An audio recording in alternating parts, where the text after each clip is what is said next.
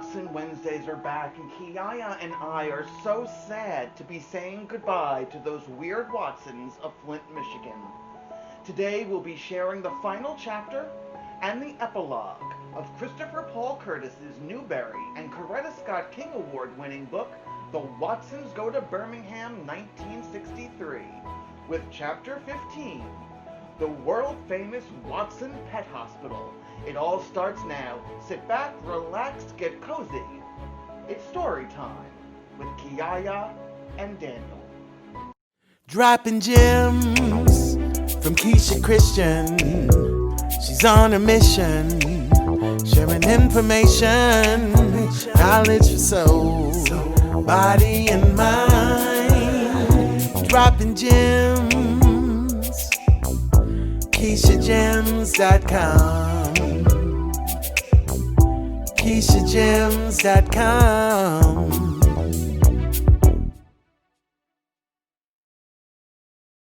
Stories are such an important part of our lives. Join my friend Kiyaya and I for Get Cozy, because it's story time with Kiyaya and Daniel, where we share some of the greatest picture books and chapters from children's and young adult literature to inspire you to keep embedding literacy into your days.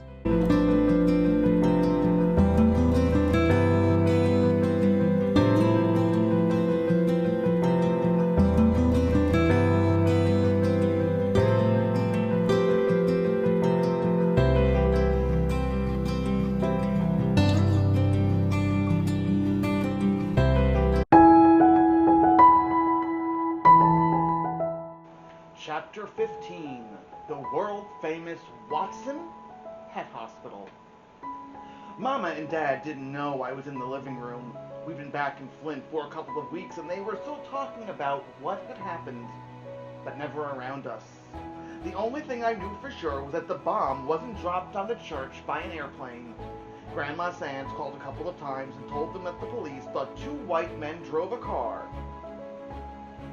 by the church and threw it in during services, or that they'd already hidden it in the church with a clock set to go off during Sunday school. However it got in the church, it had killed 4 little girls, blinded a couple more, and sent a bunch of other people to the hospital. I couldn't stop wondering if those 2 little girls I saw on the lawn were okay. From my secret hiding place in the living room, I could listen to Mama and Dad, and it seemed like they spent most of the time trying to figure out how they could explain to us what happened. Some of the time, they were mad. Some of the time, they were calm. And some of the time, they just sat on the couch and cried. Even though none of us kids got hurt by the bomb, they acted like they were worried about us. They weren't too worried about Byron, and weren't worried at all about Joey. We'd all agreed not to tell her what happened at that church and had left Birmingham that night before she had a chance to find anything out. I was kind of surprised because the way Mama and Dad were talking, I could tell they were almost the most worried about me. They came out of the kitchen and sat on the couch. I knew they were talking about me again. Mama said, "He's been disappearing, Daniel. Hours go by and I don't know where he is." "What's he say when you ask him where he's been?" "He tells me he hasn't been anywhere," he says. "I shouldn't worry. It's so strange. I call him and he's nowhere to be found, but a few minutes later he just pops up." "Does Byron know where he goes?" "He says he doesn't. He is being awfully quiet. Something's wrong. I wonder if Mr. Roberts' friend was right. I wonder if he really did see Kenny in that church afterwards. Lord knows what that poor baby saw." "Walona? He says he only left Grandma Sands to tell us Joey was okay." "I don't know. What can we do?" "But Joey swears it was him that she followed away from there. And you know that child would just as soon die as lie. I just wish I knew where he goes and why. I had been disappearing, but Mama really didn't need to worry. I wasn't going anywhere. I'd just been going behind the couch for a little while every day. There was a big enough space between the couch and the wall for me to squeeze in back there and just sit in a little ball. It was quiet and dark and still back there. Byron called this little area the world-famous Watson Pet Hospital. And he made me and Joey believe that magic powers, genies, and angels all lived back there. I was waiting to see if that were true. He started calling it the world-famous Watson Pet Hospital after we noticed that if something bad happened to one of our dogs or cats, they just automatically knew they had to crawl in that space and wait to see if they were going to get better. Since Mama and Dad had told us that animal doctors cost about $1,000 each time you went to them, our pets knew they wouldn't be seeing any veterinarians, and that the most help they could get was to crawl behind the couch and see if they could make a deal with the magic powers there. If one of our dogs got hit by a car and could walk away, or if one of them chewed through an electric wire or ran away from home and showed up a couple of weeks later half-starved, or something, they'd head right up to the back of that couch. If one of our cats got beat up by a dog, or spent too much time throwing up disgusting pieces of things, or got thrown out of a tree or something, they'd zip right straight into the world-famous Watson Pet Hospital. Those times when one of our pets got hurt, I'd wake up the next morning and run out to the living room and climb up on the back of the couch and look over to see how they were doing. If I looked down there and the dog looked up at me with sad eyes and banged his tails a couple of times before he put his head back down, or if the cat looked up and hissed at me, I knew they'd made it through their first night and that the magic powers were probably going to keep them alive.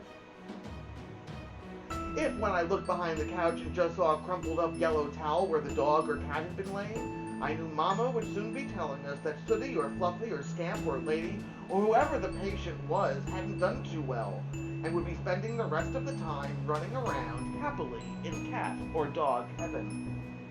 But I knew better. I knew that this was some made-up garbage. I knew the magic powers had decided not to keep the animal alive and Dad had got rid of the body before we woke up. It was kind of strange because whatever it was that was behind the couch seemed to work best on dogs. Whenever dogs survived the world-famous Watson Pet Hospital, they always came out a lot friendlier. When they came out, they might walk kind of funny, but it seemed like all they wanted to do was lick you and wobble around after you wherever you went. Blackie had been in the hospital twice, and he got along great with everyone now. Even strangers. Even cats. But cats were different. If one of them survived, the hospital would come out and give you a dirty look and be a lot meaner than it was before it went in. Most of the time after a cat visited the world-famous Watson Pet Hospital, it wouldn't let anyone but Joetta touch them. But that was okay, because most of the time nobody but Joetta wanted to touch those stupid cats anyway. I was waiting to see if the magic powers were going to treat me like a dog or a cat. Or if when Byron or Joey woke up one morning, they'd find a crumpled up yellow towel where I was supposed to be. The only trouble was that the magic power seemed to be taking a real long time to decide what was going to happen to me. Maybe I wasn't spending enough time back there. Mama started trying to force me to do more things with Rufus, but it seemed like he changed while we were gone, and he wasn't as much fun to be with. Him and Cody got real happy when I gave them my pillowcase full of dinosaurs. I was getting too mature to play with toys anymore. Mama even forced Byron to take me out with him when he and Buphead played basketball. But you didn't have to be Albert Einstein to figure out that the only reason the big guys were playing with me was because Byron had threatened him then when my back was turned. But what really bugged me the most was when Mama tried to force me to do things with Joetta. I'd never noticed what a little crybaby and snitch she was. Every time you turned around, she was threatening to go tell on you or was whining about something or being just a plain old pest. After a while, to get even with her, I wouldn't even look at her. I started hating her guts. I only wanted to come out of the world-famous Watson Pet Hospital to eat and go to the bathroom. I even started going into it after Mama and Dad went to bed at night. I started sleeping there. I spent so much time there that Byron finally figured out where I was going. I looked up one day and there were his eyeballs staring down at me. Hi, Bye. Hey, Kenny. So this is where you've been hanging out, huh? Are you gonna tell on me? Man, when you ever known me to be a snitch? Never. You're right. He just kept looking at me. Want me to get you something to eat? Uh-uh. Byron walked over and turned on the TV, then stuck his head back behind the couch. You want to watch some TV? Uh-uh. His head disappeared, and he watched Batfink. When the show was over, his head came back. I want to go play some ball. You want to come? I'll come in a minute. Bai looked like he didn't believe me. Cool. Later. Even though Byron had a reputation for not being a snitch, I got the feeling he told on me. When I sat on the couch, Mama and Dad quit talking like nobody was around and got real careful about what they said. They started saying stuff about how proud they were of me, what a nice kid I was, and junk like that. But it sounded like they'd been practicing what to say. I turned my ears off when they came around. Mama also quit bugging me to find out where I was going. I knew they busted me for sure when Joetta's snitchety little face started peeking around the couch every morning. Byron even started sleeping on the couch at night. Right after Mama and Dad went to bed, I crawled back there and he'd come out with his pillow and blanket. Night, Kenny. Night, Bai. Every morning I'd wake up and Byron would be looking down at me. He'd wake me up by touching the top of my head. Hey, Kenny. Hi, Bai. You already eat? Uh-uh. Come on. I crawled out from behind the couch and let Byron pour out cereal and milk. After I finished, I said, thanks. Wait, ain't you gonna change out of them PJs? Oh, yeah. I changed and went back to the couch. Bai was sitting there. Hold on, Kenny. Watch some cartoons with me. Okay, I will in a minute. Byron grabbed my arm before I could crawl behind the couch. No, man, at least say for Felix the cat. Okay. I sat next to him on the couch. When Felix was over, I thought Bai would force me to watch more cartoons. He didn't. He let me crawl back behind the couch. Check you out later, Kenny. See ya, Bai. As much time as Byron started spending on the couch, I thought I was going to have to make room for a bed for him in the world-famous WATSONS Pet Hospital. Every time I'd look up, he'd be there, and we'd have to go eat or watch some TV or go to Mitchell's for something or change clothes or stuff like that. One day, his head popped over the back of the couch, and he said, "Come on, I got something to show you." I knew I had to go. If I wouldn't, he'd pull me out by my legs. I followed Byron upstairs into the bathroom, and he stood in front of the sink and looked in the mirror. He scrunched his face up so he could see the bottom of his chin, then he took his thumb and finger and felt around back there. He smiled real slow, pulled the thumb and finger away. "Check this out, Jack." I looked real close, and there was a long, skinny, black hair growing out of Byron's chin. He felt it was something that was worth like $1 million. And there's another one coming out too. This made me wonder about my mustache. I hadn't looked at it for a long time and thought it might be pretty long by now. I climbed up on the toilet and leaned over the sink to see. Maybe it was because I hadn't looked in the mirror for a long time, but as soon as I saw myself, with my lazy eyes still being lazy, and my face looking so sad, I slammed my eyes shut and started crying. I even fell off the toilet. Byron caught me and set me on the floor. He knew this was some real embarrassing stuff, so he closed the bathroom door and sat on the tub and waited for me to stop. But I couldn't. I felt like someone had pulled a plug on me and every tear inside was rushing out. If there was a forest fire somewhere, all Smokey the Bear would have to do was hold me upside down over it, and the fire wouldn't have a chance. Byron sat next to me on the floor and put my head in his lap. I still couldn't stop. Even though I was soaking him worse than Joey ever drooled on anybody. It was real embarrassing. I'm sorry, Bai. Shut up and cry, if you want. That sounded like a real good idea, so I did. I think I cried about 200 hours. Why would they do that, Byron? I was sounding real bad. My throat was jumping around in my neck and making a bunch of weird noises. Why would they hurt some little kids like that? He waited a long time before he answered. I don't know, Kenny. Mama and Dad say they can't help themselves. They did it because they're sick. But I don't know. I ain't never heard of no sickness that makes you kill little girls just because you don't want them in your school. I don't think they're sick at all. I think they just let hate eat them up and turn them into monsters. But it's okay now. They can't hurt you here. It's alright. My Adam's apple felt like it was going to blow a hole in my throat, but I said, I did go to that church, Vi. I saw what happened. I saw two of those little girls. I thought Joey got killed, too.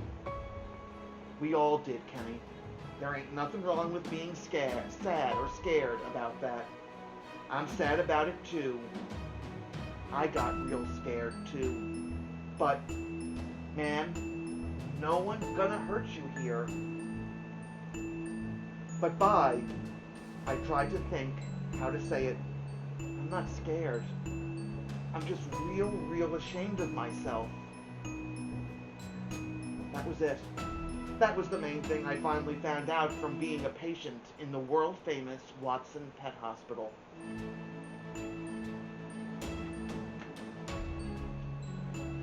Kenny, you ain't got nothing to be ashamed of. But you don't know what happened, Byron. You don't know what I did. Man, everybody cried. Mama was crying. Dad was scared. He cried too. That was some real scary stuff. That was some real sad stuff. He still didn't understand. Byron, I left Joey. I thought the wool poo had her, and instead of fighting him like you did, I left. I ran from him. How come you were brave enough to fight him and all I could do was run? All I could do was save a shoe. A stupid, ripped-up shoe. I couldn't stop crying. Aw, man, you ain't gonna start talking that wool poo mess again, are you? I told you the wool poo was some made-up garbage. I told you the only one I was fighting in the water was your stupid little behind. Wasn't no one in that water but you and me. That's what you think, Vi. But I know better. I've seen him. Twice. I couldn't believe Byron was still talking to me. Most of the time, if I started sounding weepy and whiny, he'd take right off. Look, Kenny, if you don't quit talking that wool poo nonsense, I'm gonna leave you in here to cry all alone.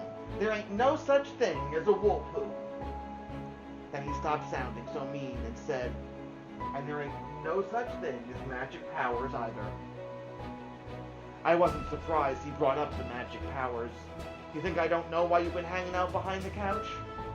He grabbed my ear and twisted my head until he looked at me.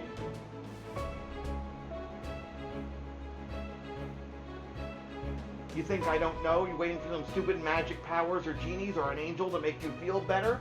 Dig this. You can wait behind that couch for the rest of your life. There ain't no magic powers gonna come back there and make you feel nothing. Only thing that's gonna happen back there is if you're gonna stunt your growth from being a little ball all day. He pulled my ear to make sure I was listening. If you've been spending so much time thinking about how you didn't save Joey, why don't you stop and think about why she wasn't at that church? Why don't you spend some time thinking about who it was that led her away? But it wasn't me, Byron. I never... Man, shut up and listen. He twisted my ear to make me be quiet. Ain't no genies in this world, Kenny. Ain't no magic powers. There ain't even no angels. Not in this neighborhood, anyway. Man, I just don't get you. You supposed to be the one who's so smart. How can you believe in something as stupid as magic powers and genies living behind a couch, but not believe it was part of you that took Joey out of that church? Byron started throwing me curveballs. If you hadn't been born, who would have taken her away from that bomb? No one. If you hadn't have been born and she walked out of that hot church and saw some stranger waving at her from across the street, you think she would have followed him? Hell no! She'd have gone right back in there. If you hadn't have been born, who would have gone to that church to see if Joey was really in there? Me and Mama and Dad was all too scared. You was the only brave one enough to go in there. Every time he made a point He twisted my ear to make me understand better. But Byron, it's just not fair. What about those other kids? You know, they had brothers and sisters and mamas and daddies who loved them just as much as we love Joey. How come no one came and got them out of that church? How's it fair? How come their relatives couldn't come and warn them? Byron let go of my ear and thought for a second. Kenny, things ain't never gonna be fair. How's it fair that two grown men could hate Negroes so much that they'd kill some kids just to stop them from going to school? How's it fair that even though the cops down there might know who did it, nothing will probably ever happen to those men? It ain't. But you just gotta understand that that's the way it is. And just keep on stepping. Byron let me sniff and wipe my hand across my eyes before he slid my head back onto the linoleum and stood up. He went over and got some toilet paper and wiped my tears and my boogers off his legs. Then he let a couple of sheets of toilet paper float down and land on me and said, "Blow your nose, wash your face. You've been behind that couch long enough. It's about time you cut this mess out. Mama and Dad beginning to think you a little behind is seriously on the blink. Today is the day you check out of the world-famous Watson Pet Hospital. Don't let me catch you back there no more. You ain't got no cause to be ashamed or scared of nothing. You smart enough to figure this one out of yourself. Besides, you getting the word from the top wolf himself. You're gonna be alright, baby bruh. I swear for God."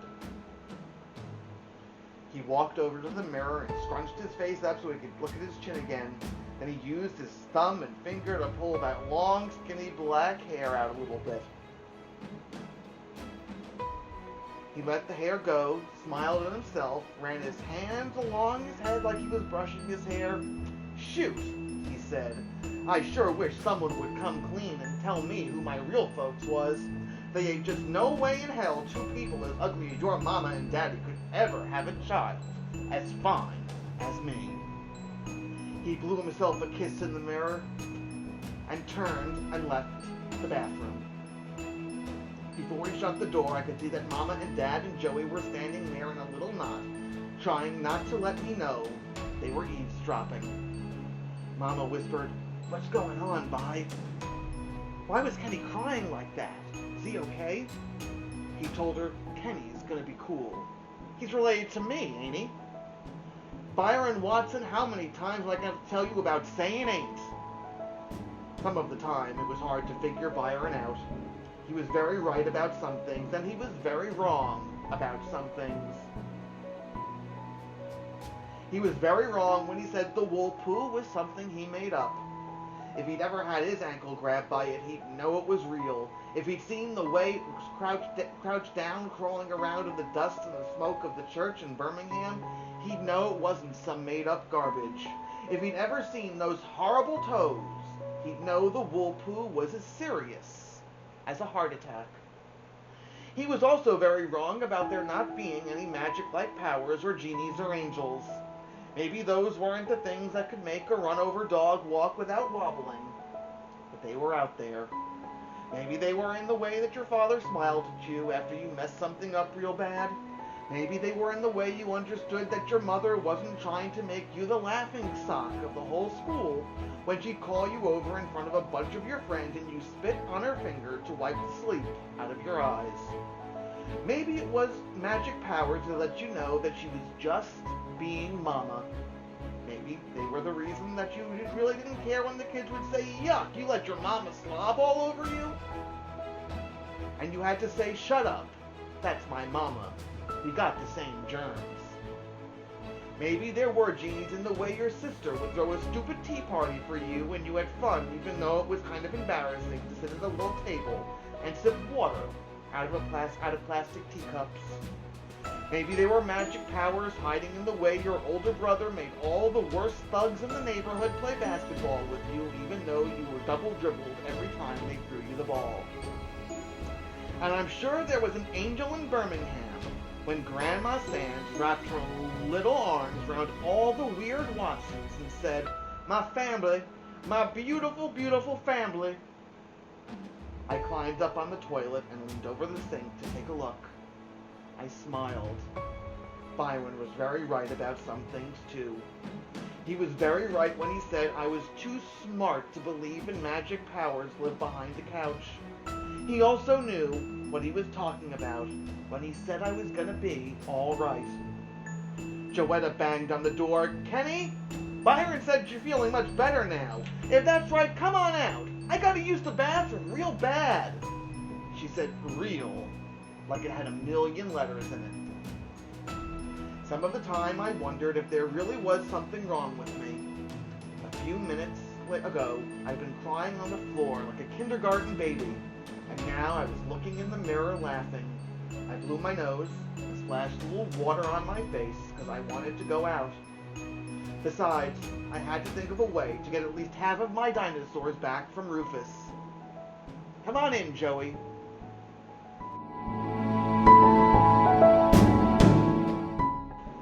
Epilogue. At the time of the Watson family's trip, the U.S. South was caught up in a struggle for basic human rights that became known as the Civil Rights Movement. Although the Declaration of Independence states that all men are created equal, and the Constitution had been amended after the Civil War to extend rights and protections of citizenship to African Americans, changing the law of the land did not always change the way people behaved. In the northern, eastern, and western states, African Americans often faced discrimination, but it was not as extreme and pervasive as in the South. Their communities and states passed laws that allowed discrimination in schooling, housing, and job opportunities, prohibited interracial marriages, and enforced segregation by creating separate facilities for African Americans and whites. In most of the South, African Americans were not permitted to attend the same schools as whites or to use the same parks, playgrounds, swimming pools, hospitals, drinking fountains, or bathrooms. Hotels, restaurants, and stores would not serve African Americans. The worst sections of public facilities were set aside for colors only.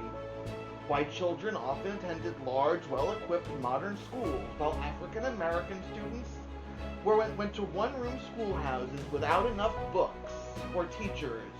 Rigged laws and tests prevented African Americans from voting. A number of organizations and individuals were working tirelessly to end segregation and discrimination. The National Association for the Advancement of Colored People, NAACP, the Congress of Racial Equality, CORE, and the Southern Christian Leadership Conference, SCLC, as well as Thurgood Marshall, John Lewis, Ralph Abernathy, Medgar Evers, Fannie Lou Hamer, and Dr. Martin Luther King Jr., along with many other people whose names have been forgotten. These men and women strove to change the laws through non-violent resistance. They adopted many of the techniques that Mohandas Gandhi had used to liberate India from British rule. Sit-ins and boycotts of stores and public transportation applied economic pressure. Freedom riders, African Americans and whites, took bus trips throughout the South to test federal laws that banned segregation in interstate transportation. Black students had enrolled in segregated schools such as Central High in Little Rock, Arkansas, and the University of Alabama. Picketing, protest marches, and demonstrations made headlines. Civil rights workers carried out programs for voter education and registration. The goal was to create tension and provoke confrontations that would force the federal government to step in and enforce the laws. Often the tension exploded into gunshots, fires, and bombings directed against the people who so bravely fought for change. The characters and events in this book are fictional. However, there were many unsolved bombings in Birmingham at the time of the story, including the one that took place at the 16th Street Baptist Church on September 15, 1963. 4 young teenage girls, Addie Mae Collins, Denise McNair, Carol Robertson, and Cynthia Wesley, were killed when a bomb went off during Sunday school.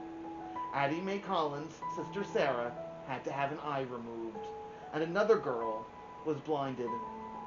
In the unrest that followed the bombing, 2 other African-American children died. 16-year-old Johnny Robinson was shot to death by police, and a 13-year-old Virgil Wade was murdered by 2 white boys. Although these may be nothing more than names in a book to you now, you must remember that those children were just as precious to their families as Joetta was to the Watsons, or as your brothers and sisters are to you. Despite the danger, the civil rights movement grew stronger, gaining support all over the country. On August 28, 1963, 200,000 people marched on Washington, D.C. to pressure Congress to pass the Civil Rights Bill, and heard Martin Luther King Jr. deliver his unforgettable "I Have a Dream" speech. President Lyndon Johnson signed the Civil Rights Bill on August 2, 1964. On July 2, 1964, and signed the Voting Rights Act on August 6, 1965. In 1968, Congress passed the Fair Housing Act. The individuals who supported the civil rights movement took great risks to force America to change. It was a people's movement, inspired by the courageous acts of ordinary citizens like Rosa Parks, the seamstress from Montgomery, Alabama, who began the first great effort of the movement, the Montgomery bus boycott of 1955 to 56, when she refused to give up her seat to a white man. Many heroic people died in the struggle for civil rights. Many others were injured or arrested or lost their homes or businesses. It is almost impossible to imagine the courage of the first African-American children who walked into segregated schools, or the strength of the parents who permitted them to face the hatred and violence that awaited them. They did it in the name of the movement, in the quest for freedom. These people are the true American heroes. They are the boys and girls, the women and men who have seen that things are wrong, and that have not been afraid to ask, why can't we change this? They are the people who believe that as long as one person is being treated unfairly, we all are. These are our heroes, and they still walk among us today. One of them may be sitting next to you as you read this, or standing in the next room making you dinner, or waiting for you to come outside and play. One of them may be you.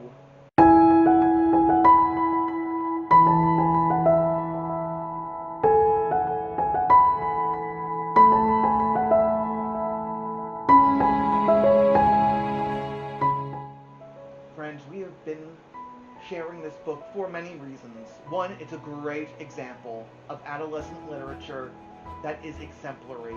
Christopher Paul Curtis painted a picture of a time in history that in very many ways is still existent today in the year 2020.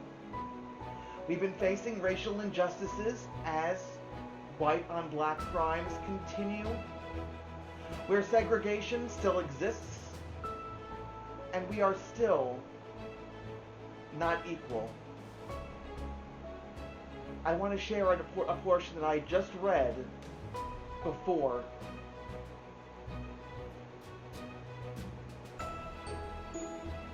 They are the boys and girls, the women and men who have seen that things are wrong and have not been afraid to ask, why can't we change this?